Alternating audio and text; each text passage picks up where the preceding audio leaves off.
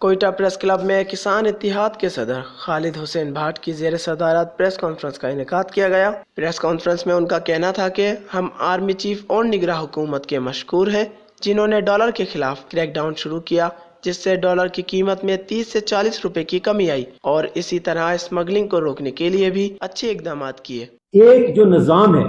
میں army chief, prime minister اور intelligence اداروں کو یہ کہتا ہوں کہ جو بیوروکریسی کا نظام ہے، سب سے بڑی مافیا کا جو نظام ہے وہ بیوروکریسی ہے۔ ہم کہتے ہیں کہ چوروں کے خلاف جو آپ نے کریک ڈاؤن شروع کیا ہے ہم اس کے ساتھ ہیں، لیکن آپ بلوچستان میں جو تباہی ہوئی، سیلاب کی وجہ سے زمینیں لوگوں کی ابھی تک آباد نہیں ہوئی، رستے بات نہیں ہوئی، ان کے ٹیوبل ان کے اڑ گئے ہیں، ٹرانسفر ان کے اڑ گئے ہیں، اور آج بھی ان کے بل جو ہے نا اسی طرح 2 لاکھ، 1.5 لاکھ، 50,000، 10,000 جو گورنمنٹ کا ایک ریٹ ہے اس حساب سے ان کے کنٹینیو بل آ رہے ہیں، جبکہ ہم اس کو یوز بھی نہیں کر رہے۔ ہم چاہتے ہیں کہ اس چوری میں جو وابڈا اور بجلی جس طرح کیسکو ہے، کوئٹہ ہے، باقی کراچی ہے، سندھ ہے، پنجاب ہے،